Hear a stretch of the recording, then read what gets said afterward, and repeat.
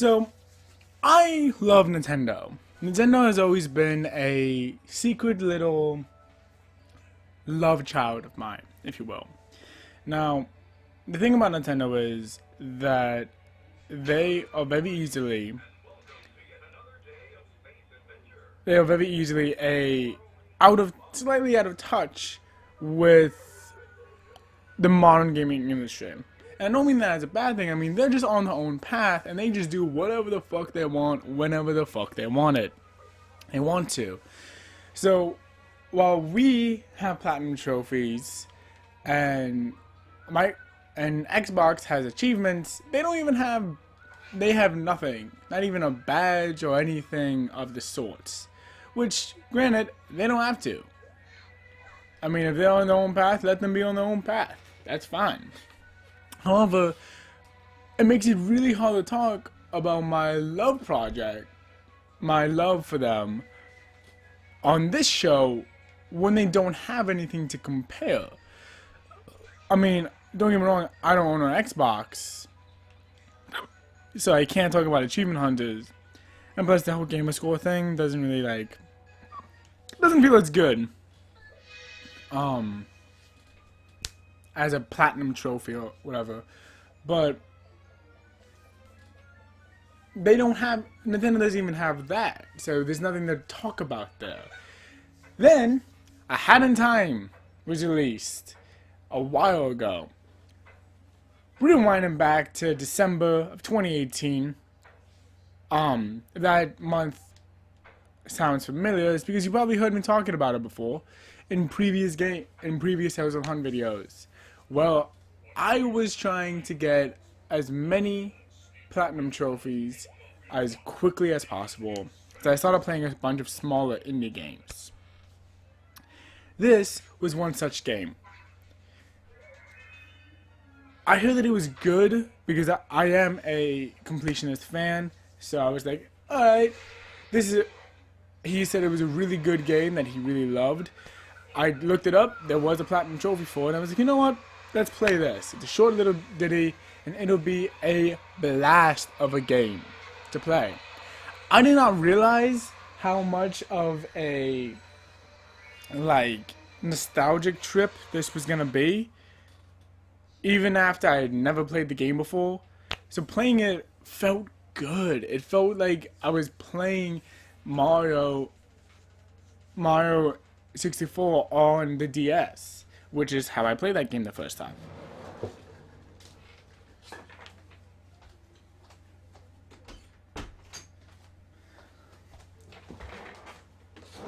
Just a little Raven trivia for you there.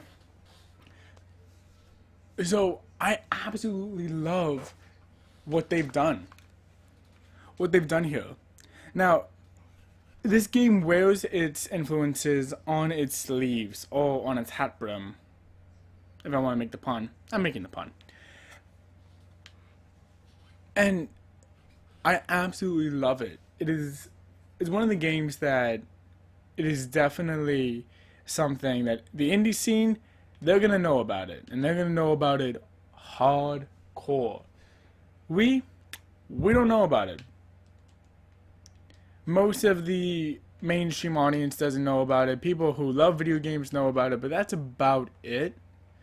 And that's a shame. I wish this game could get way more hype in it, but alas, it doesn't. And that's not a bad thing, it's just something that I don't think it should happen. It's a shame that people don't know about this game more often, especially if they are looking to scratch a Nintendo itch, but they don't have a Nintendo console. If you like your... Oh, wait, right. If you like your Call of Duties and all your AAA games actually make sense in this era of gaming, but you also miss Nintendo, this is the game for you. And it's very much why I decided to play it. So, the trophy, but let's talk about the trophies, because that's what we do.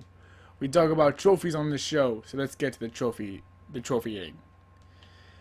And I'll be up front, none of these trophies are all that difficult, yet some of them can be god-awfully annoying. Trophies coming to mind immediately are No Time to Explain, which you get for completing the train rush mode. I'm just gonna do this. The train rush mission without picking up any time boost and not dying, which I personally struggled with. It's not as hard as I made it to be, but it's definitely not something that you. It's not an easy trophy per se. It's something that you do have to kind of work out and work on, but it's something that, given enough time, you can do it.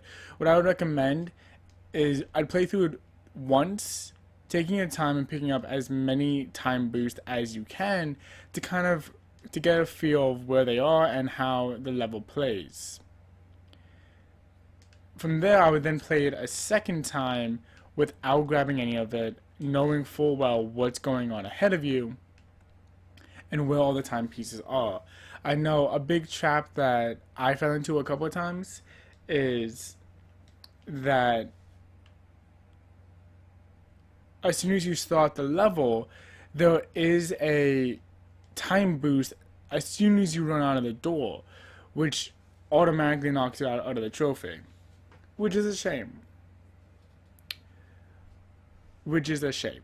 And that's part of the reason why that trophy gets really difficult, because sometimes the best path to save time is also the path that has, wouldn't you know it, the time boost on it, which now you see the problem.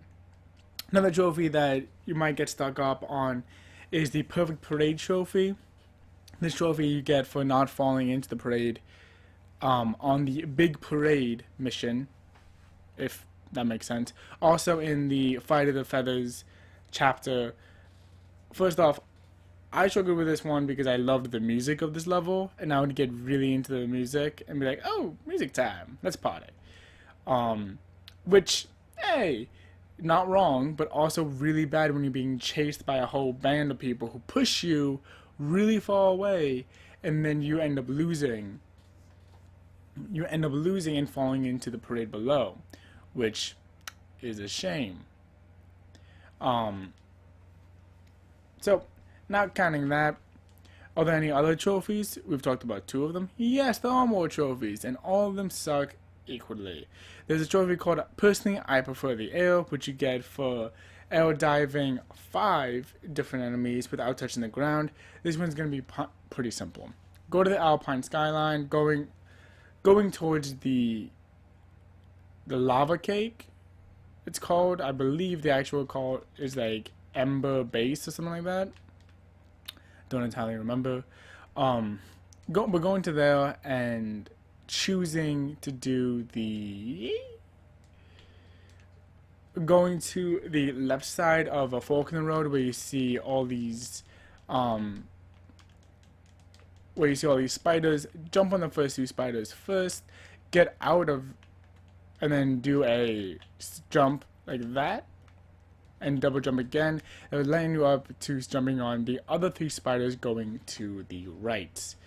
Go to the left for the first 2, dive, jump, attack again, and you should pop it no problem. It took me 2 tries on this location to get it, and it took me way longer everywhere else to get it, and it took way longer for me to get even close to try and get it in any other location. And the Floor's Lava trophy, which you get for getting the timepiece at the top of the lava cake of Lava Peak, whatever it's called, is one of the easier trophies that require you to do goofball things. That trophy requires you to get to the very top of the cake without touching the lava, which is all pretty simple. However, there are a couple of places that have almost like a booby trap for you, where it takes you off the main path and is a lot harder, which caused me to make a mistake.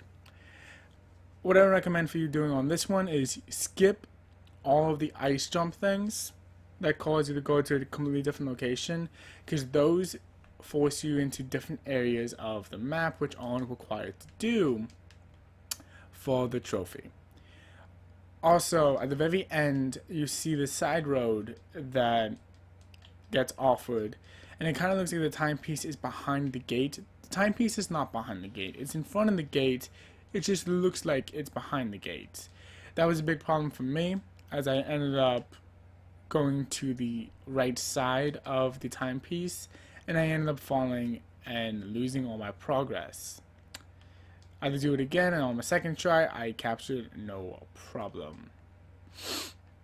Alright, now if you've been watching what I've been doing and not just listening to my sweet, sweet voice, you've seen that I've been going around Mafia Town knocking off all of these Mafia members off of their sitting perches here. That's going to be for a trophy called a series of unfortunate accidents, which you get for knocking all 5 Mafia members off of their perch, like you've been seeing me doing. I've done 4 of them at this point. I've done 3 of them at this point. I'm going to go and do the other 2 as I continue talking, so then this video will include a full guide on how to do that, which would be pretty nifty. You can do that trophy on any of the map, on any of the chapters in this map, which is really fun and convenient. Because that's not a luxury provided by all of the trophies. Another thing you have to kind of look out for is that this game does not fully require you to 100% the game. There were a bunch of yawn balls I didn't need and I did not get. However, the game does say that I 100%ed the game. I didn't, but that's what it says that it did. I do have a nifty 100% on it, but I did not get every yawn ball, so do not worry about that because they are unnecessary. Alright, so we did get 4 of them. There's 1 more we have to get for the unfortunate accidents trophy, which is a lot of fun. It's just knocking people off, not even hitting them, you just kind of have to bump into them and they kind of fall off, which is a good time. Trying to think of other trophies that I need to talk about, but currently none of them are coming to mind, which is okay.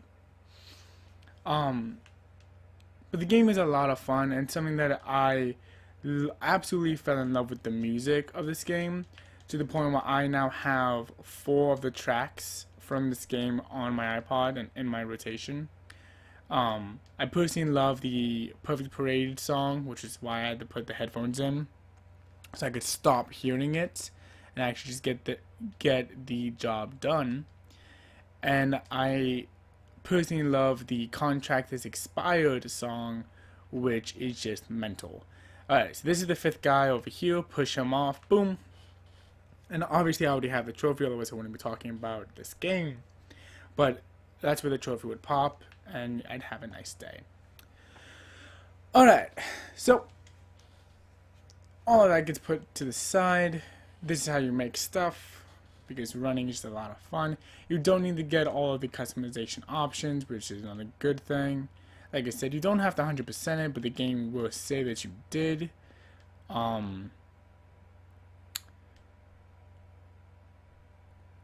But yeah, the game is just a lot of fun and distinctly Nintendo. It had, they kind of quote Gerard, or quasi-quote him. He was like, it has a Mario 64 feel with a Wind Waker look and a Legend of Zelda exploration. Now, I'm not exactly sure if I would agree with all of that, but I do agree that it is a very non-Nintendo feeling game, which if that's what you're looking into and that's what you're missing in your life, some good old Nintendo feels without buying a whole new system because the exclusivity sucks, this is what I would do.